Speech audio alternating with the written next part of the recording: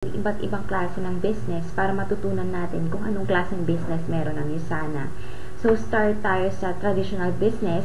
From factory kasi, mga produkto pupuntang national distributor, tapos sa mga advertisement, local distributor, wholesaler, retailers, tapos sa mga customers. So, yan siya. For example, yung a certain company, meron silang produkto from the factory, it's 2 pesos. For example, per tablet.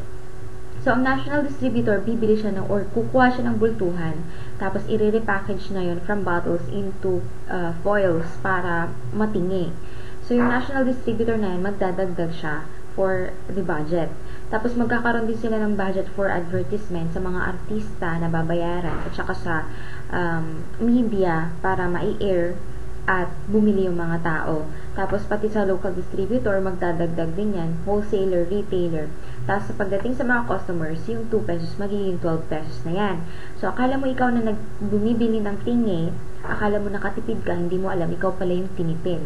So, yan yung traditional business. Pero, ang sabi nila, kung gusto mo daw magkaroon ng magandang traditional business, kailangan mo daw ng puhunan, which is 50,000 pesos pataas. Pero hindi lahat ng tao may 50,000 pesos, diba? So, gumawa sila ng bagong klase ng business, which is direct selling. So, yan yung mga Natasha, Avon, Boardwalk. So, ang nangyari, ang gagawin lang, from factory, mag-remember yung distributor para makakuha siya ng porsyento at magbebenta siya sa mga customers. Pero, malalaman ng mga customers, pwede pala silang bumili sa outlet or sa factory para makatipid din sila. Pero anong naging sense at naging distributor ka pa kung pwede ka palang i-bypass na mga customers mo? So, ang isa na gumawa ng bagong klase ng business, which is multi-level marketing. Nandito tayo ngayon. So, paano yan? From factory, pupunta ang distributor hanggang sa mga customers din yan. Ang maganda lang kasi dito, yung customer, pag bumili sa factory, hindi pwede. So, ibig sabihin, monopolized mo lahat-lahat ng mga customers mo na distributor. Kapag gustong magkaroon ng full discount ang customer, maging distributors lang sila. At dito sa USANA mo makikita yung tinatawag na residual income. Dalawang klase kasi ng income yan. Meron yung tinatawag na linear income or yung no work, no pay. At ang pangalawa is residual income. Ito yung tinatawag kahit na hindi ka na magtrabaho, kumikita ka pa rin. Ito yung pension. So, paano makukuha yun? Simple lang. Pag-usapan muna natin kung paano mag-join. Para mag-join ka, wala kang babayaran na kahit anong fee, membership fee, wala. Ang gagawin mo lang, bumili ka lang ng produkto. Initial products mo na 500 points or initial inventory points mo yan. So, from the factory, magkakaroon ka na ng a minimum of 25% discount, tapos lifetime na yan on all products. Tapos, magkakakuha ka ng 24 to 26 products of your own choice, pero pag gusto mo yung mas makakamura ka, meron yung 25 products na package. At, magkakaroon ka ng sarili mong website, which is for free.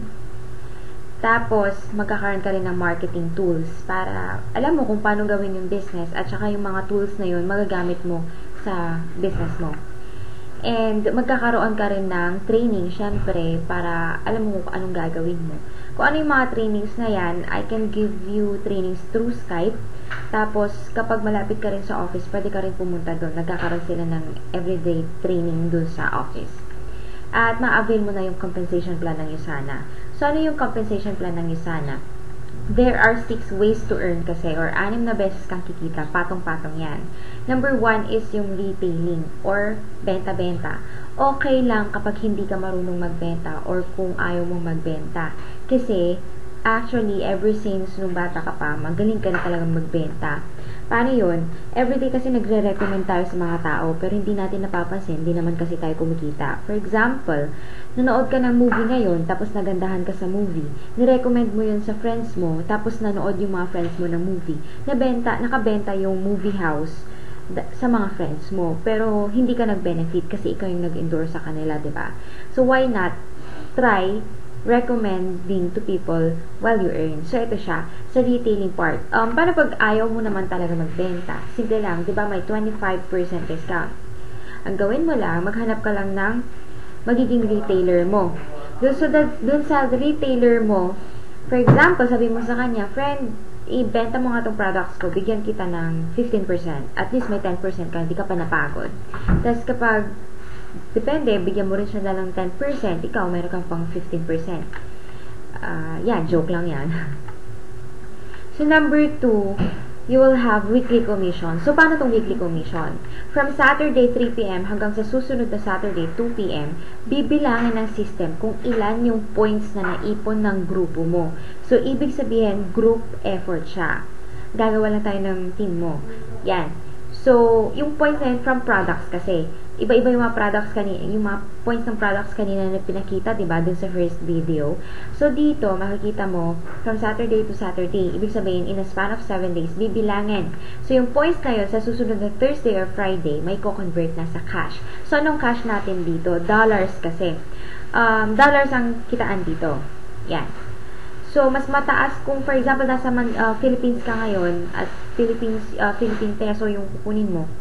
Bale, yung $1 kasi dito, mas mataas ng 3 pesos kaysa sa Philippine exchange rate. So, saan natin makukuha yung mga points? From users, retailers, at mga business partners. Naturally, lahat yan may products. So, ibig sabihin may points.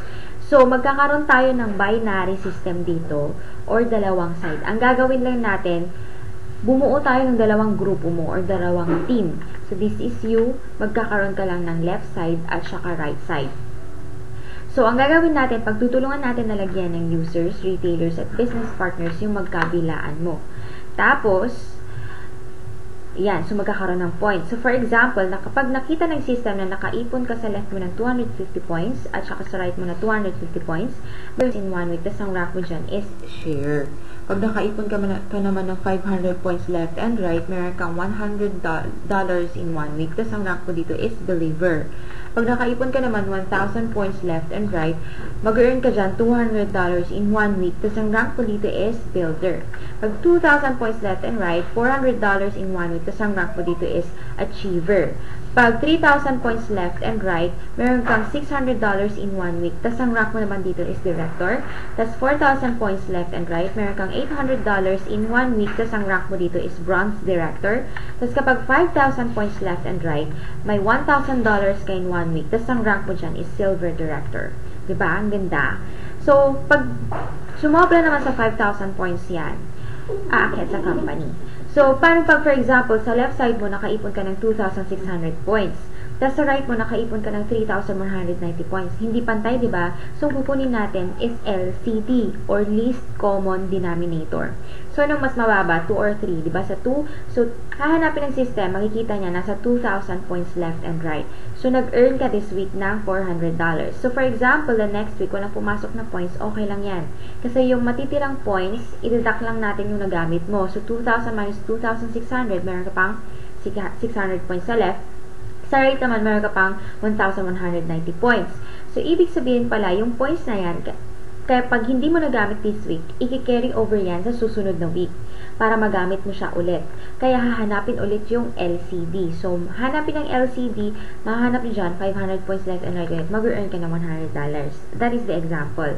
So, ibig sabihin, yan yung weekly commission natin. So, paano mo makukuha yung commission mo? From Bank of America kasi, didiretso yan sa ATM mo. Kaya dalawa lang yung requirements kapag nag-join ka.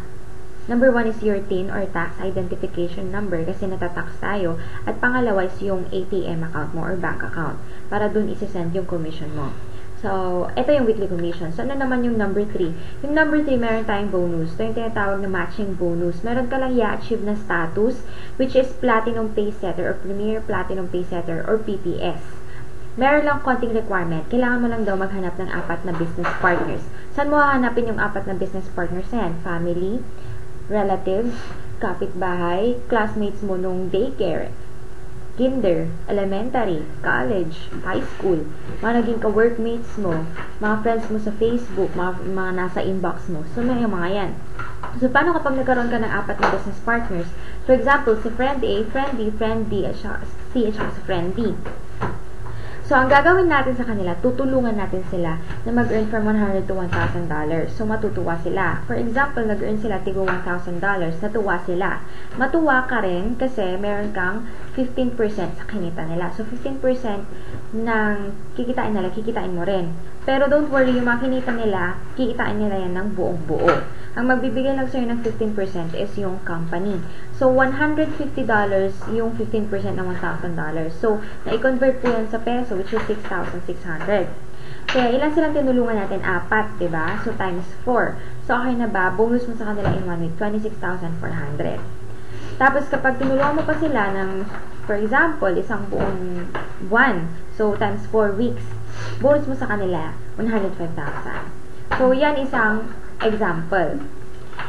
So, ang maganda kasi dito, dati, yung 15% na kinikita nila, kikitain mo rin ng 6 months. Pero tinanggal na nila yung 6 months, ginawa na nilang lifetime. So, paano kapag hindi lang 4 yung business partners mo? Paano pag meron ka pang friend E, friend F, hanggang friend Z, hanggang friend 100, diba? So, iba pa yan. Patong yan doon sa weekly commission, iba pa yung weekly commission. So, ano naman yung number 4? Yung number 4, ito yung tinatawag na leadership bonus. Ito yung pinakamagandang bonus na nakita ko sa buong buhay ko actually. So, nung meron dito, meron ka lang i-achieve na status which is gold director. So, paano mo yan i-achieve? Kailangan mo lang daw mag-earn ng tigwa $1,000 ng 4 na sunod-sunod na linggo. So, $1,000 ng 4 consecutive weeks, magiging gold director ka na. Anong magiging benefit mo? 1 to 3% shares ng buong kita ng USANA sa buong mundo, pupunta yan sa ATM mo. So, nagre-range yan from 7 to 10,000 pesos per week. Pero, minsan, umaabot 10 to 15,000 pesos per week. Yan yung magiging pension mo na. Ang gold director, makukuha mo yan 1 to 2 years part-time. Pag ginawa mo sa full-time, pinakamabilis talaga, 3 months, 6 months to 1 year. Yan. Yan, kikitain mo na ng, pinagpatong-patong mo yung leadership bonus, plus yung matching bonus, plus yung weekly commission, average of 200 to 250,000 pesos per month, yung kikitain ng ATM mo. So, yan siya. Kapag gold director ka na. So, yan, kikitain na ng ATM mo ng lifetime, habang buhay. At saan ka nakakita ng pension, pwede mong ipamana. Diba? Ang ganda. So, hindi lang nagtatapos sa gold director yan. Meron ding ruby, emerald, diamond, hanggang 15-star diamond director. Ang kinikita ng gold director, doble sa ruby. Ang kinikita ng ruby, doble sa emerald. Ang kinikita ng emerald, doble sa diamond. So, doble-doble yan hanggang 15-star diamond director. So, yan yung leadership bonus. Kesa naman magantay ka pa ng pension mo hanggang 60 to 65 years old ka pa, diba? Mas maganda na lang yung ganito. So, yan yung number 4. Ano naman yung number 5? Ito yung incentives naman siya. Maganda dito, pwede kang bigyan ng company ng car, cash, gadgets, or luxury travels. Pinakamaganda is luxury travels. Ano meron dyan? Pag naging silver director ka, meron kang silver director strip, expect mo na meron ka ng at least 2 out of town every year. So, yan, pupunta kayo Palawan, Boracay, tapos pwede kayo mag-stay sa 5-star hotel. Eat all you can, do all you want. Wala kang babayaran. All expenses paid by the company. Pwede ka pang magsama ng isa kahit hindi member. So, kapag naging gold director ka naman pataas, expect mo may 2 out of town, tsaka 2 out of the country every year na rin yan. All expenses paid by the company. Pati visa, sagot ng company. O, diba? Ang ganda. So,